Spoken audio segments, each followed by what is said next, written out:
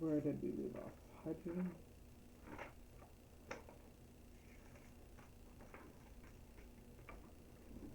Talked about all those. Okay, cool. Alrighty, so let's go ahead and get started today with our continuation of looking more closely at nonmetals. Morning, Kevin. Actually, where did we stop yesterday with hydrogen? Let's find out. Here. So with hydrogen yesterday, we talked about. I'm looking for. Okay, well, there's not much to do with hydrogen still.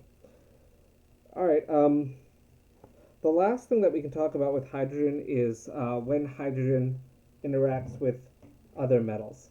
So we're going to see that with hydrogen, with like potassium or more active metals, we can form the hydrides, which will form in stoichiometric ratios. But if we throw in some less active metals,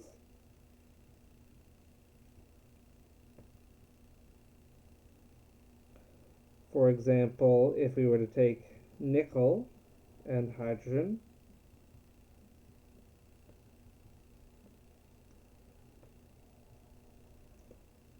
it's just going to be something less than 2. It doesn't form, so we would expect, if we were to truly do this, if we were to say nickel 2 hydride, we would expect it to be NaH2, but in reality we end up with a little bit less than 2. And these kind of actually, instead of behaving as compounds, they actually behave as alloys. So I'm going to just put our scare quotes too, behaves as an alloy, not a compound. So it's still going to be very metallic in character. It's going to have, the shiny, normal properties you would expect for a metal and not for an ionic compound. Most ionic compounds are, granular. Hold on, let me see what happens with Miss Jersey. Jersey, relax. Shush. Come here. Jersey, come here.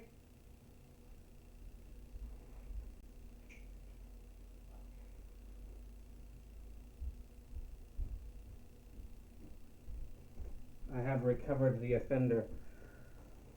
Okay. Are we going to be naughty, Miss Jersey? Okay. So we're going to see that because hydrogen is so small,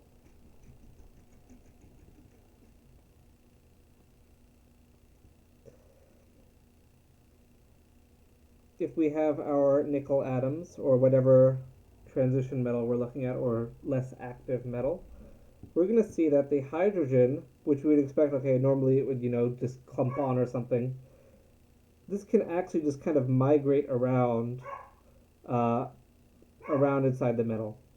And so it actually behaves kind of more as like an interstitial alloy.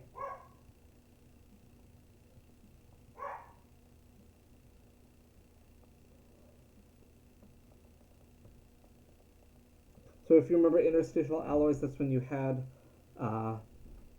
other metals kind of placing themselves in gaps of a crystal lattice of another metal. And so hydrogen being super small can very easily fit in those. So when you deal with kind of less reactive metals, like, hold on, let's just close the door. Maybe that'll at least prevent the borking.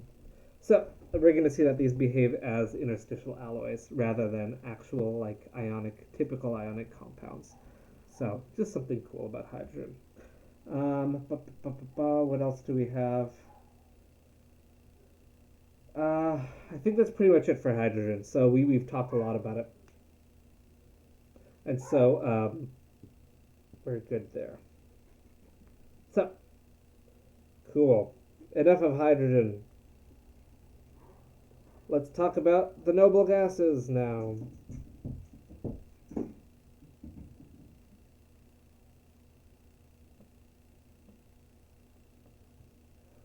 So whichever way we're looking at group 8A or 18, the noble gases. And of course that's helium, neon, Argon, krypton, xenon. So, okay, my gosh, 1 second, sorry. Are you going to come in here, Miss Jersey, or are you going to be naughty? Come on in. Okay, you want to stay up there? Then that's fine. Okay. Whatever, they're going to stay outside. Okay. Our noble gases here, we have a couple of them that are important, but generally these are pretty unreactive. And actually not even pretty, they are extremely unreactive.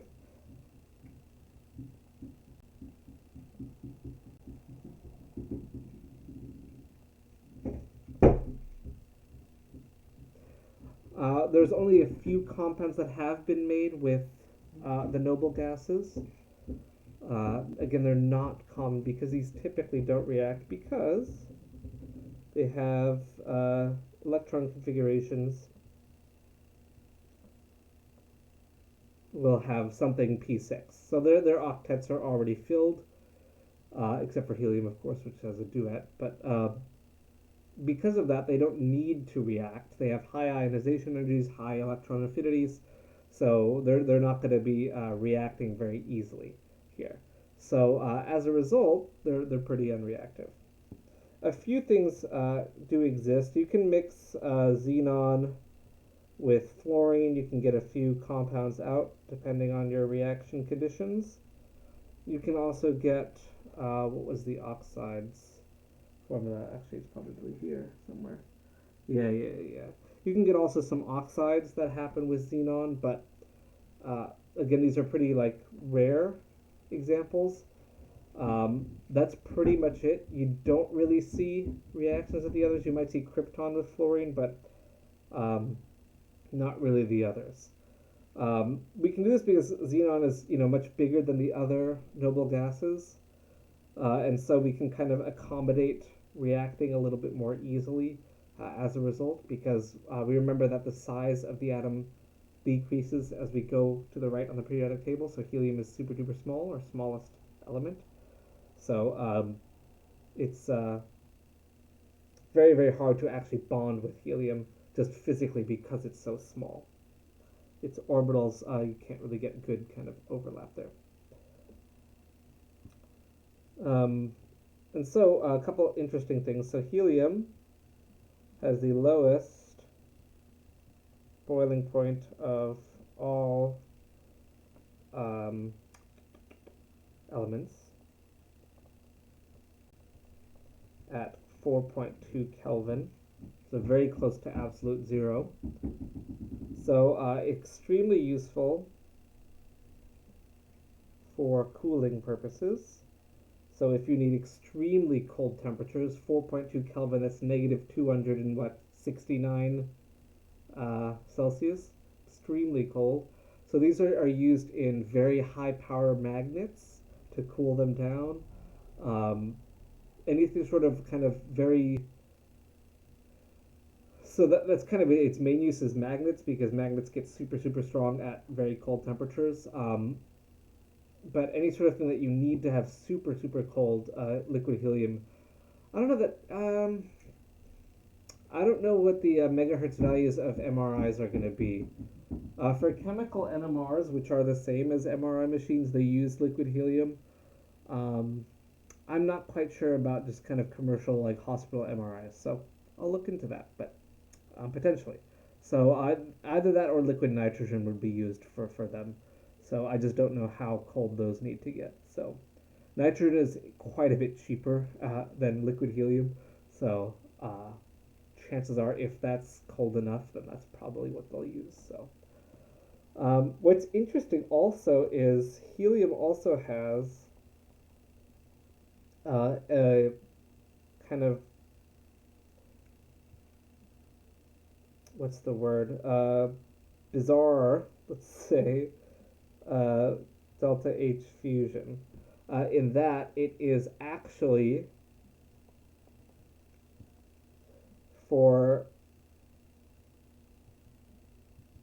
we would expect this process to be exothermic, right? But for helium, It's actually a positive value. So it's bizarre. Liquid helium is enthalpically more favorable than solid helium. Bizarre. And again, this is occurring like super, super low temperatures. Okay, now she wants to get in and she's scratching the door. My gosh, sorry guys. Jersey, what do you want? Come in here.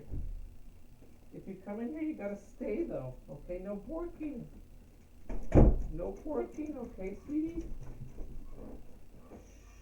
No, relax. So it's a very interesting uh, when you're at those super near absolute zero temperatures that helium has bizarre behavior like this. So again, who would really notice this because you're looking at super super low temperatures? But there it is. Helium can be found uh, kind of underground.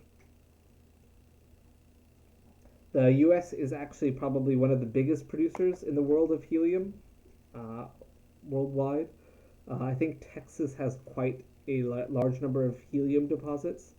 They also kind of occur with kind of simultaneously with natural gas. So kind of where you have all the fracking going on, you're going to get a lot of helium there too. So that's typically where we find it. Unfortunately, because it is so small, as soon as it gets released, off it goes into space. So we can't really trap it very, very easily. It's not very common in our atmosphere itself because it's so small. It just zips away. Same with hydrogen; they just they fly out into space. Um, Kind of the biggest producer of helium in the universe is the fusion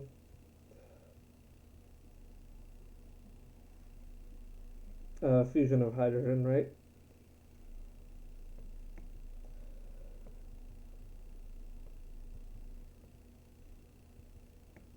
Of deuterium atoms, or you can have other things going on too, some neutrons. Well, actually, we haven't talked about nuclear chemistry yet, so forget it. Um, we hide this. This never happened.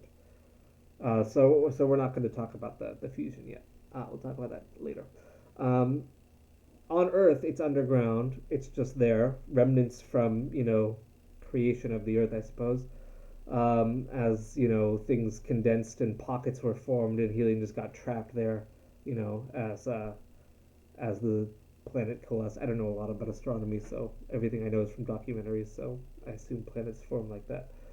Um, there's not really any sort of natural production of helium happening. With the other noble gases, they're kind of boring. They look cool when you light them up, when you electrify them, when you pass current through various noble gas. Uh, when you ionize them, like neon gives you that super bright red color when you ionize it. Um, that's you see those neon signs. That's why they're called neon signs. Um, Krypton and argon are less colorful, but they're still pretty cool.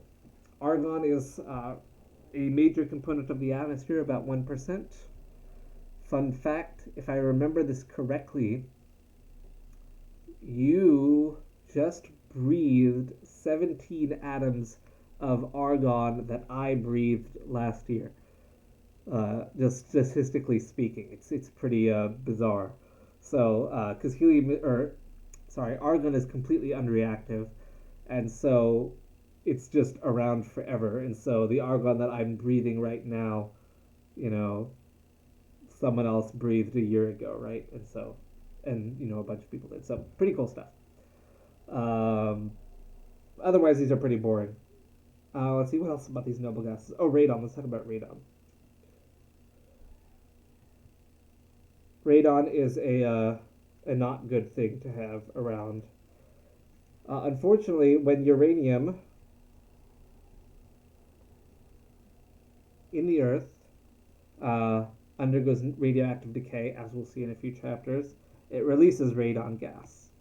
Radon gas is also radioactive, but it's a gas. Uranium is a solid,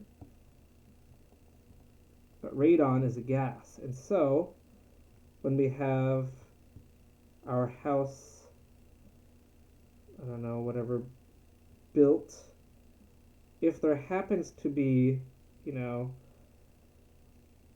uranium underground, which there is.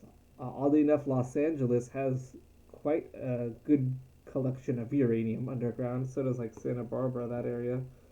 What happens is as this uranium decays, obviously not giant chunks like this, but there's just pockets or little minerals containing uranium.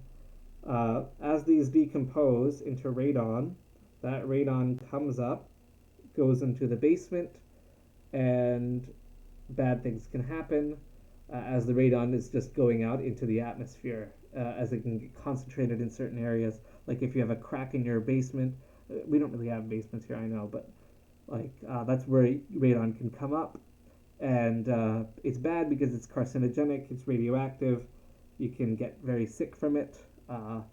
So that's why if you ever buy a house, you're going to see that people often will do radon tests just to make sure that the house is got low enough levels of radon to not kill you or give you cancer or something. So uh, you'll see that if you ever buy a house or something. So cool. Um,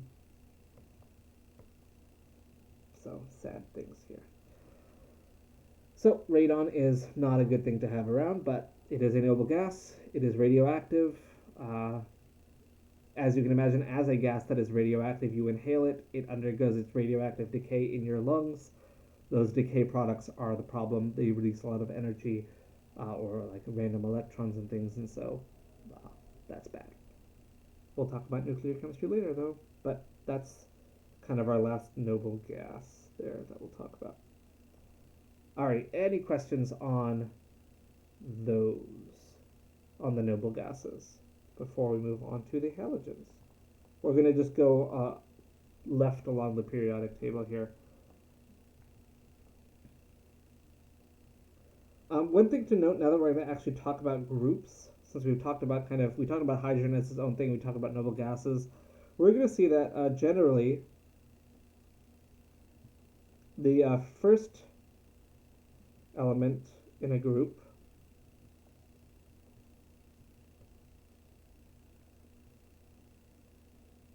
is going to be special. Generally, we have a couple of things that are special about the first element of every group. We're going to see kind of whatever's in period 2 there. So boron, carbon, nitrogen, oxygen, fluorine, those are all going to be kind of special. We're going to see that, number one, they tend to be, or rather they cannot exceed octets because they don't have any d orbitals that are within energy range for them to dump extra electrons in, and they're often, because they're super small, as well, that they can't really exceed more than 4 bonds as they go through. And then also we tend to see that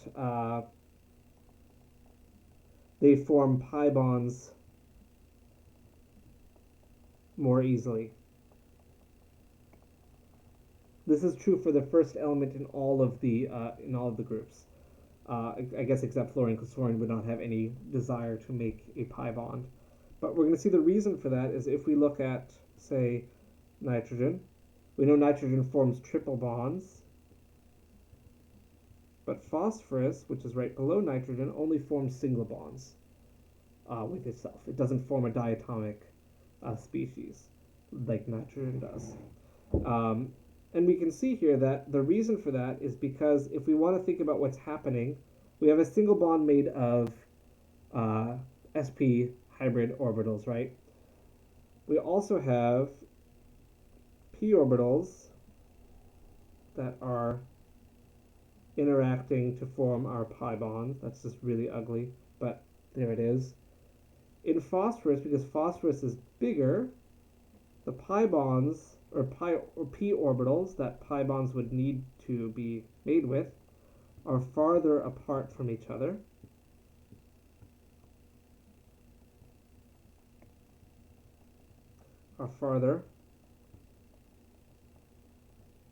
And therefore it's harder to overlap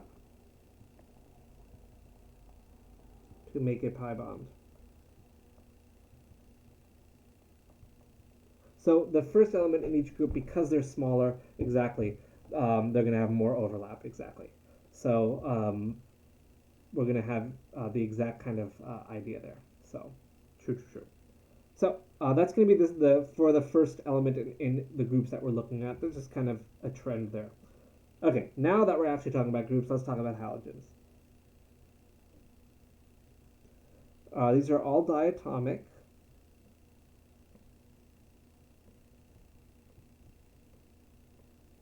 We don't really talk about astatine though because it's radioactive and hard to come by. But we're going to see that all of these are going to be kind of important here. So with halogens, let's see here. Is there anything on this I want to talk about? No, these are kind of boring. Well, we already know from last chapter that these can be strong oxidizing agents.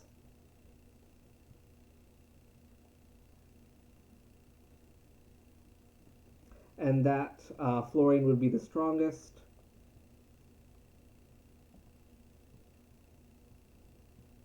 As we go through.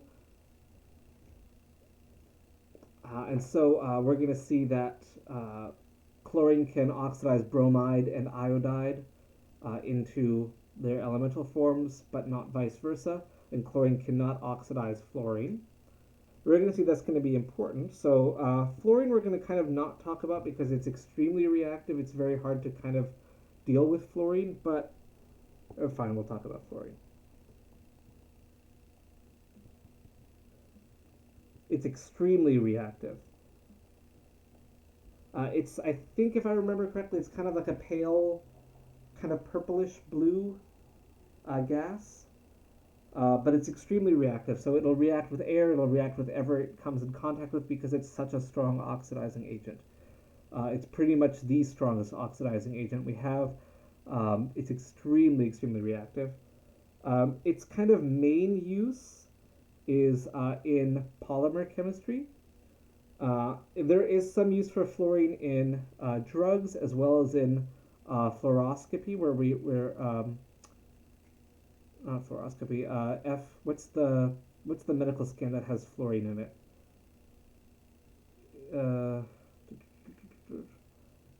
It's not a CAT scan. I think PET scans use fluorine for the positrons there. But again, that's something we'll talk about in nuclear chemistry. But it's kind of mostly used for polymers.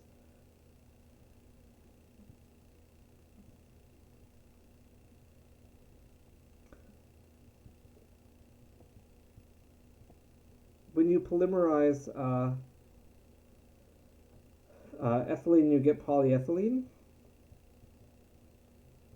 which is what you have as plastic bags. No, MRI, typically you're just looking at water within people, or hydrogen protons specifically.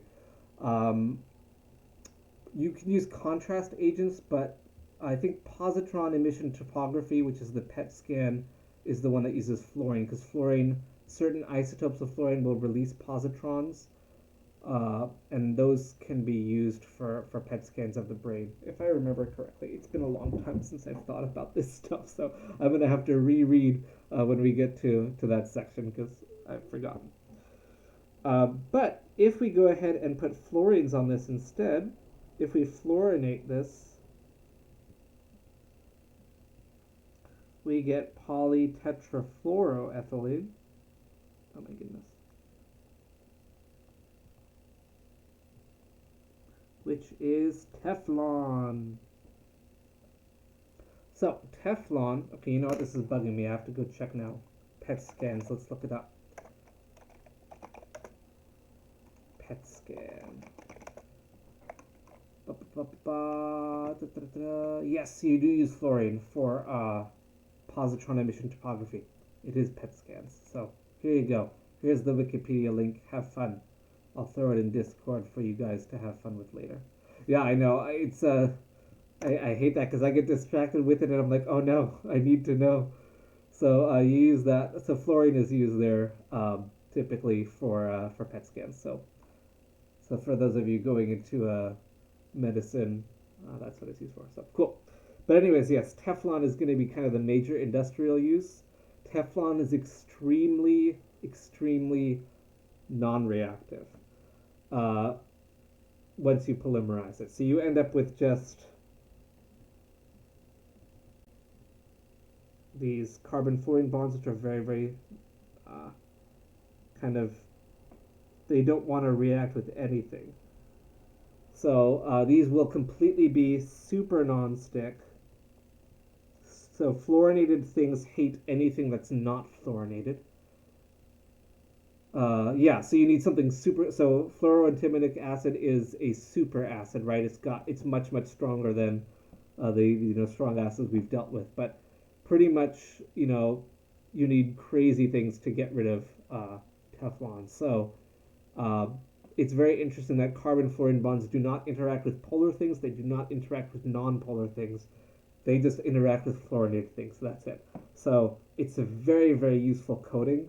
Teflon is used not only in cookware, but also in if you are doing plumbing or anything where you need a really tight junction, you can thread Teflon tape onto your junction there, and that'll prevent any leaks from happening because any water or whatever that you're coating that's going to be through that pipe, through that junction, will avoid the Teflon. So you'll just reduce the chances uh, of leaks happening by putting something that water doesn't like in that gap area.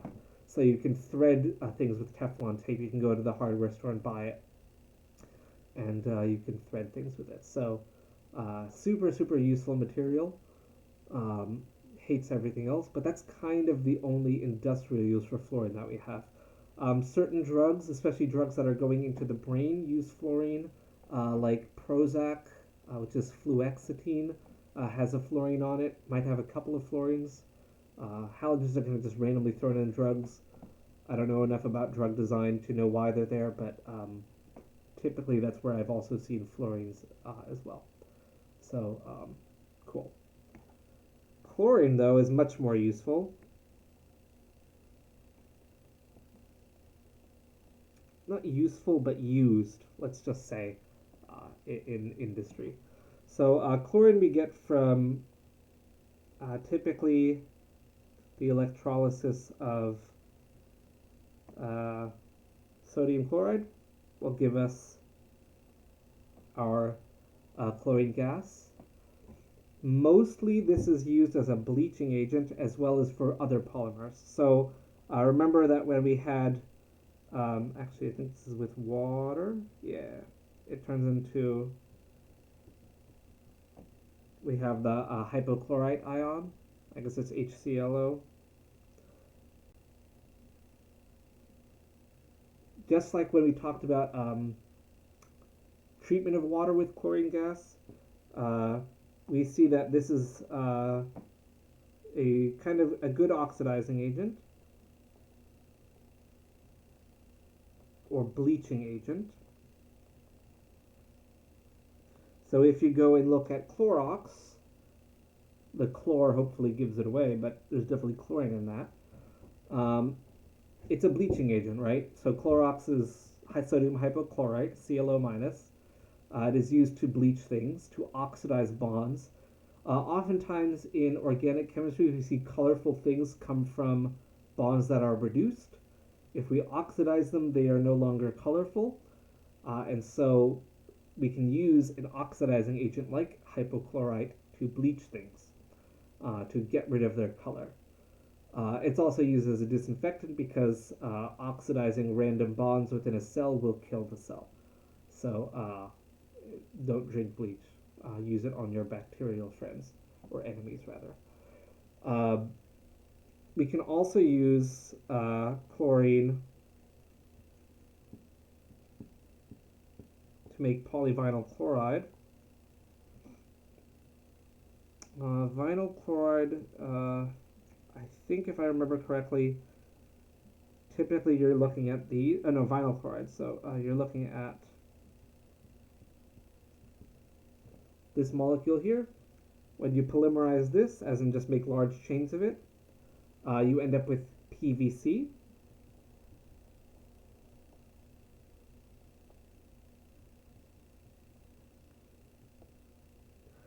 PVC is those white pipes that we use for plumbing. Very inert material again, very chemically stable, can carry a lot of different things.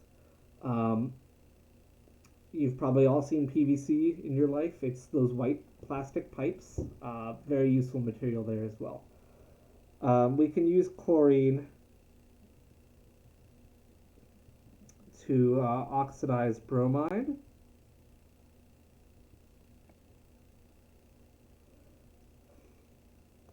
Using the aqueous bromine. Actually, I don't really need to include the water there. What we can do is oxidize bromine, and that's how we can harvest, that's how we can get liquid bromine out of this. So bromine and iodine just normally occur as their ions in nature, but if we add chlorine gas or aqueous chlorine gas dissolved in water, we can collect the corresponding halogen. And we're going to use these for other things. Bromine typically is not used as often. So chemically speaking, it's used a lot in chemistry because bromine is a very good leaving group in organic chemistry. As we take that, you learn all about bromine there. But typically it's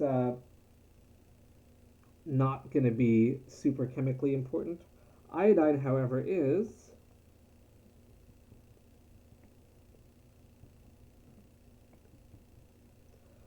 If you make this triiodide ion,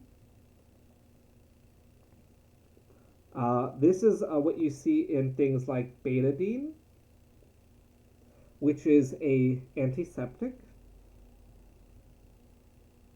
So if you get a wound or whatever, or if you're going into surgery, they might clean you or clean the area that they're going to cut into with betadine. That's that kind of brown solution that you might see. It kind of stains things brown or yellow. It's a very strong antiseptic, this triiodide ion. Typically, this has to be done in ethanol. But it can be done in water as well. So you can make tincture of iodine, which is just iodine dissolved in ethanol. That'll work as well as an antiseptic.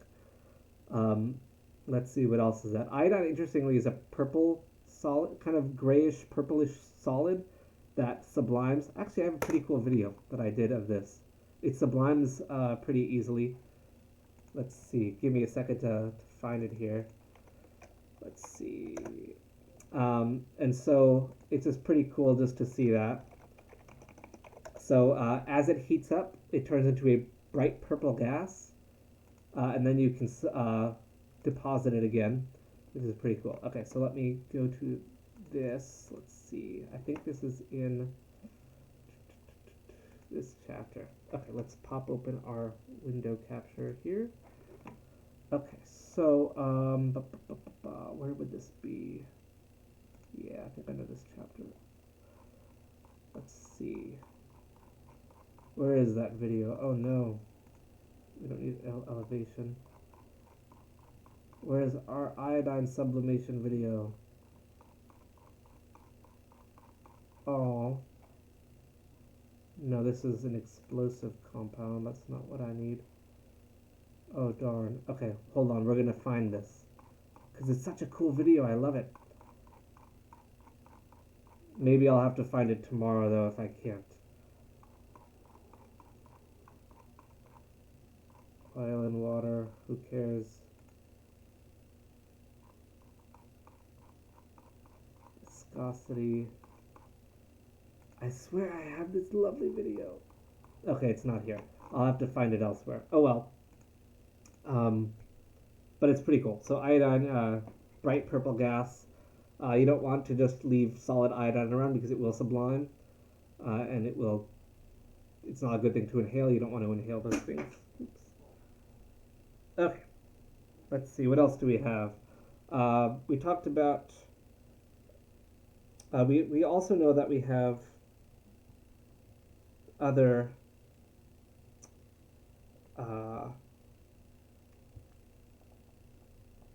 combinations of halides with oxygen, we're going to see that these are also very strong oxidizing agents.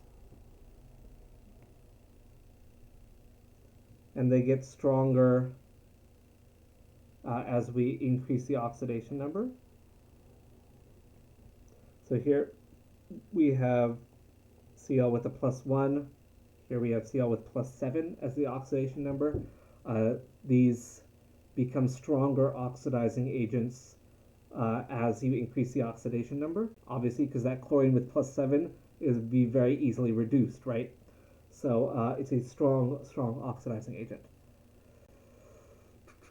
No oxygen is, but these are very common otherwise. So yeah. So chlorate and perchlorates are very strong oxidizing agent. Nitrates are also good strong oxidizing agents. But O2 is our most common one by far. O2 is a fantastic oxidizing agent, and guess what? We have tons of it. 21% of it around me right now, right? So we're going to see that that's going to happen. We see that also we have acidic properties with these. Again, we have our strongest acid here and our weakest acid here. We see that as the oxidation number increases, we increase our acid strength when we throw in H+ on these. So just some trends here as we go through. As the oxidation number increases, we increase our acid strength. All right, so again, probably not too much that's new here, but here it is. Alrighty. Next group, group 6.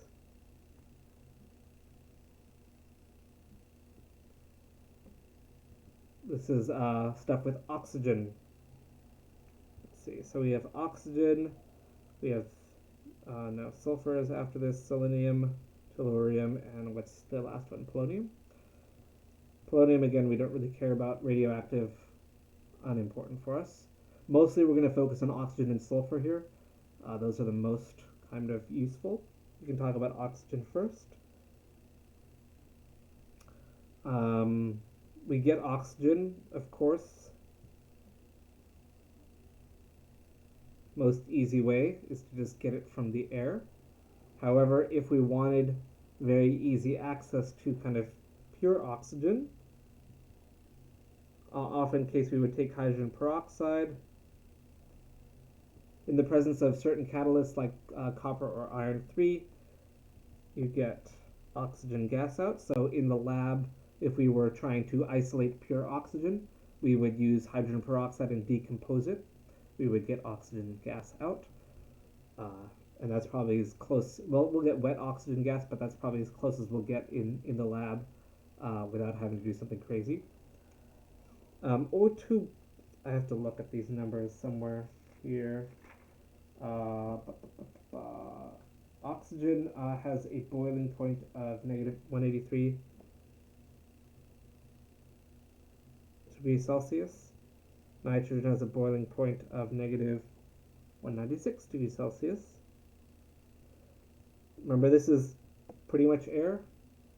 So we'll see that if we cool down air enough, we can get the oxygen to separate out. It'll just condense first, and therefore can be isolated this way.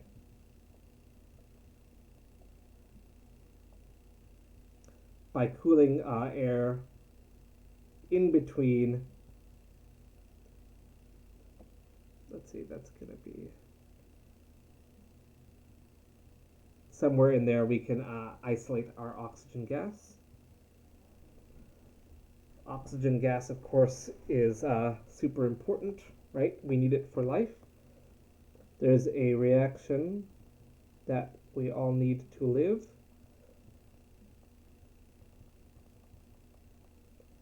This is glycolysis. Uses oxygen here. Very, very important, obviously, because we need to live. This reaction is essential for life. So oxygen is going to be extremely important for us. We're going to see that oxygen can also be produced through the opposite process, photosynthesis.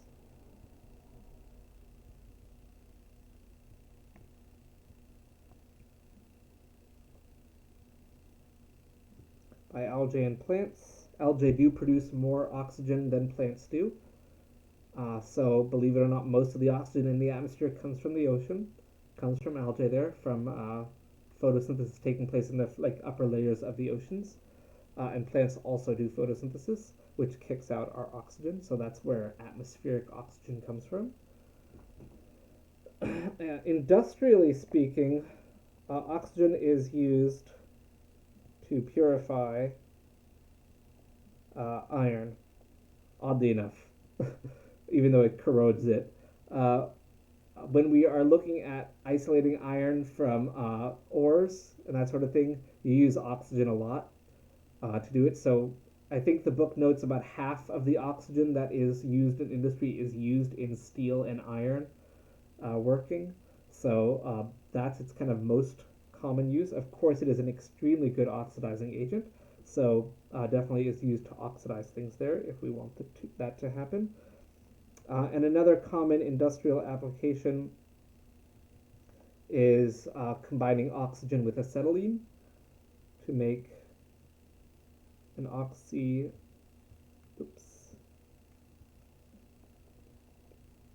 acetylene torch, which burns at about 3,000 degrees Celsius. It can be used to cut steel. It can be used for all sorts of welding applications as well. It's extremely hot of a reaction, so using oxygen to burn with acetylene gas burns very, very hot.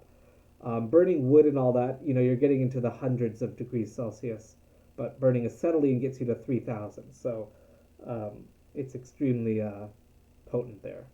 Of course, we use oxygen to cook as well. If we use natural gas, we're using combustion reactions to oxidize methane or whatever is in our natural gas to get that. Let's see, what else do we have? Oh yes, of course, we have ozone. This is another allotrope.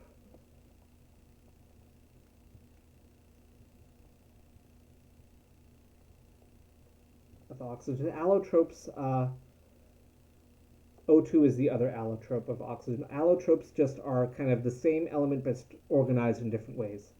So we're going to see that oxygen has two allotropes. It can form either dioxygen, which is the normal oxygen gas, or it can form ozone. We've seen that we can get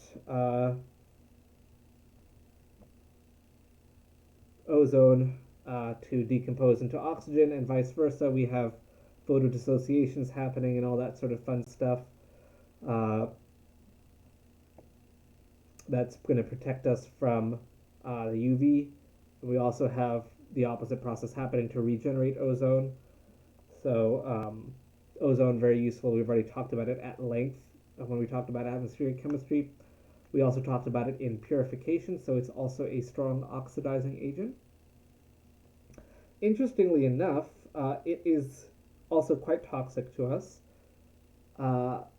Apparently, if you are nearby a lightning strikes produce ozone as well, because they have, of course, a large amount of energy right there to get the oxygen to react into ozone. It stinks, apparently. I have never smelled ozone, but it has a very, very pungent smell. It's a light blue gas, if you have it. Oxygen, liquid O2, by the way, is also light blue, just so you know. Let's see. What else can we do with that? We've already talked about ozone, so I don't think we need to worry about that. Ozone is also used in organic chemistry to oxidize as an oxidizing agent. We use it for cleaving alkenes nicely. We'll see ozonolysis is there. Let's see. Well, that's pretty much it for ozone, I think. We know that oxygen oxides kind of make most acids and bases. We know that most acids include oxygen. Most bases also include oxygen. We know that non-metal oxides generally are acidic. And metal oxides tend to be basic. But we're going to see that this does depend a little bit on the oxidation numbers involved. We have some non-metal oxides that are just unreactive, like nitrogen. Nitric oxide is non-reactive with water. And some metal oxides are also non-reactive with water. But we see that, of course, if we take something like sulfur trioxide, we get our sulfuric acid. Or if we take our nitrogen dioxide, we get nitric acid. Or, we get these sort of combinations here that are acidic when we combine them with water. And we also saw that these can react with bases.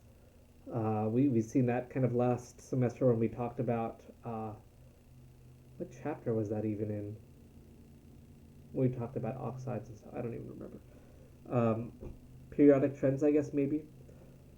Chapter 10? Yeah, that sounds about right. We see, of course, the opposite here happening. If we take the oxide ion plus water, we end up making two hydroxides. So if we have something like, we're not going to have that oxide, but say something like, what's a good one? I don't know, copper. Why not?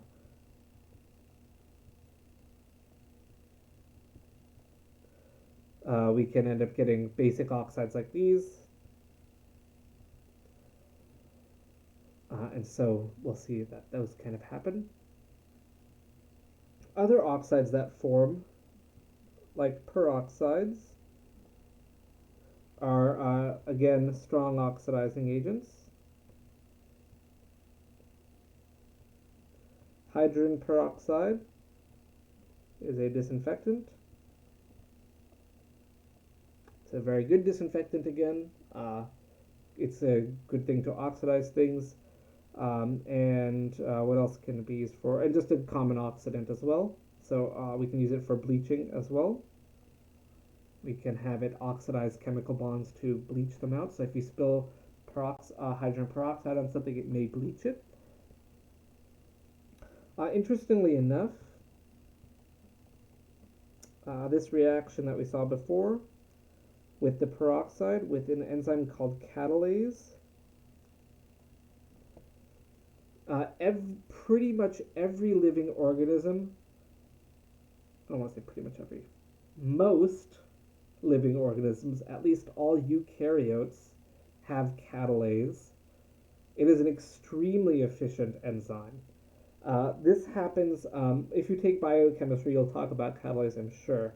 But catalase can perform this reaction billions of times per second, 10 to the 9th times per second. It is so important for biological systems to not have peroxides around. They are so good at oxidizing things that we have specifically dedicated enzymes to immediately break down peroxides. We see that in the electron transport chain, as we are undergoing glucose metabolism, we do end up producing peroxides in the body, and that's why they need to be gotten rid of very, very quickly. So we have dedicated enzymes. There's also peroxidases that are used. We use peroxides also in cells, in lysozymes, to oxidize things that we don't want to be there. So lysozymes, remember, are kind of like the destruction engines of the cell. And so, lysosomes are the destruction engines of the cell. Lysozymes are enzymes there. And so, yeah, so good stuff there with oxygen. So what else do we have with oxygen here? Oh, superoxides, yes, of course. Certain metals, namely potassium, rubidium, and cesium,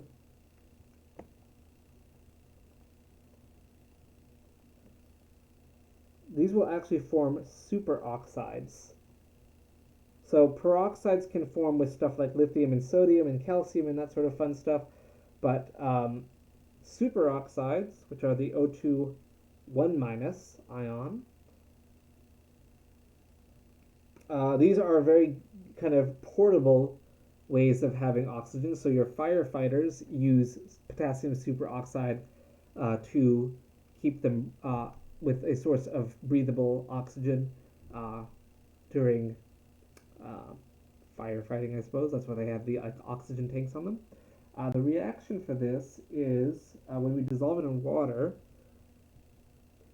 you get K plus plus H plus, and then, no, sorry, OH minus, and then oxygen gas out. So these superoxides, which can form, you can break them down into oxygen gas. So these can be useful for anytime you need a portable oxygen source. So we have a solid here producing a gas. So remember, solids being more dense, more compact, we can transport them more easily in larger densities, larger masses. We can use those to produce oxygen gas called in situ, wherever we need it. The water, by the way, comes from vapor. As firefighters breathe out or whatever, they can produce the water that's necessary to react with that potassium superoxide. And then, let's see, what else do we have? No, I think that's good for oxygen. Any questions on the oxygen here? Again, we're just kind of going through various things that these elements do.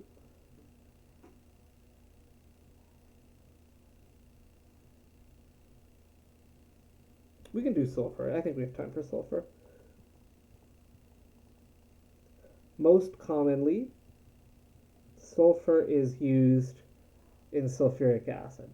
This is probably the most industrially used chemical, if I were to make a guess.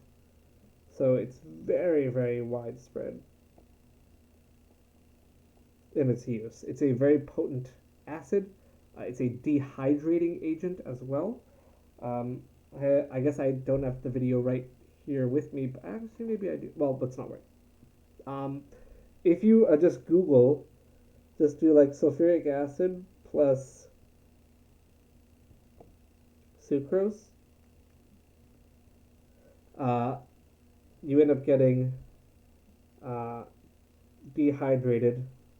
You get carbon and water out of this, and so with your sulfuric acid, and so it actually will. It's very hygroscopic. It absorbs water nearby itself, so it's going to absorb water off your sucrose molecule and decompose it, dehydrate it, and you'll end up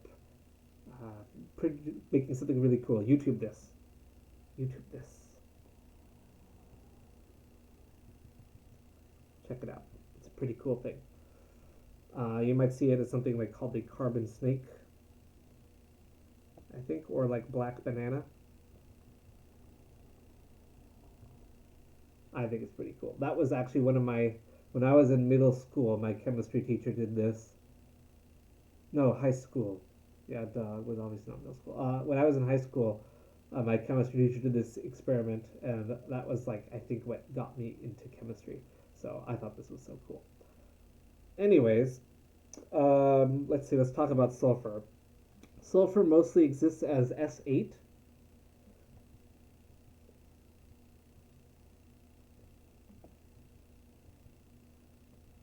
Where it's just kind of 8 sulfur atoms in a ring, or they're all making 1, 2, 3, 4, 5, 6. Oh no. Oh no. There we go. There's my lovely ring of sulfur. They just make single bonds with each other, and they make this nice ring, and that's the most common form of sulfur. It's a yellow brittle solid. If you've ever seen sulfur, it's kind of a pale yellow. It's a brittle solid. It's very easy to kind of smash. We know that gases that include sulfur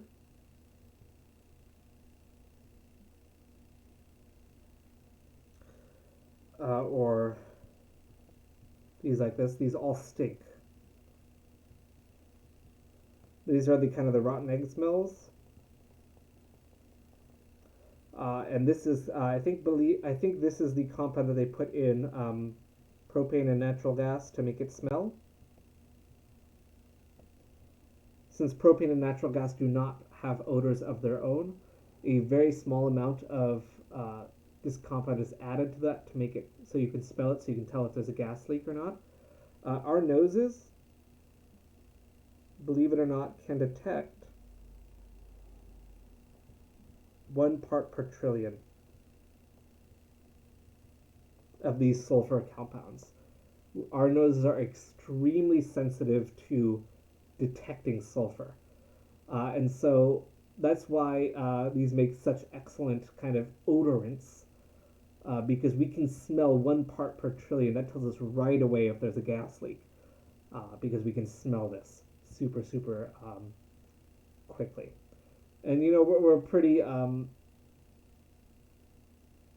attuned to these as well. We smell rotten eggs, we know it right away. It's a very potent odor to us. It's pretty interesting how biology has kind of made sulfur a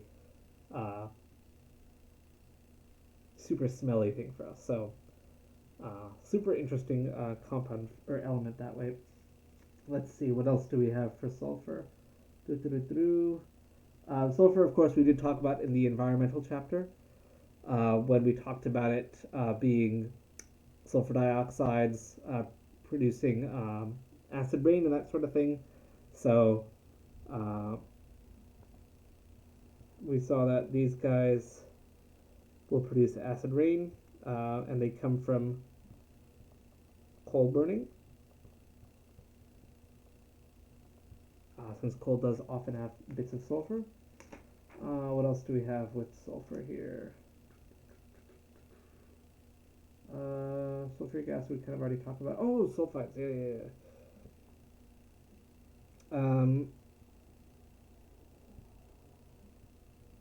Sulfides in biology are very important because we're going to see that there's the amino acid cysteine.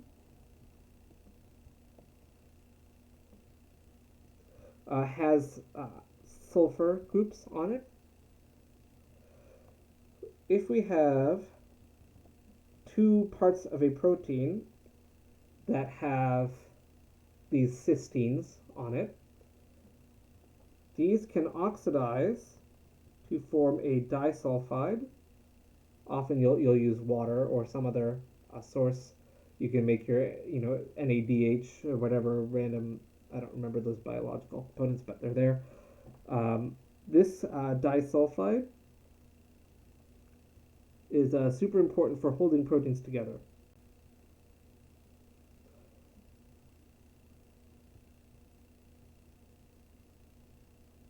And as you know, in biology, everything in biology is all about the structure, right? Structure determines function. That's the kind of the core central theme of biology, at least molecular biology.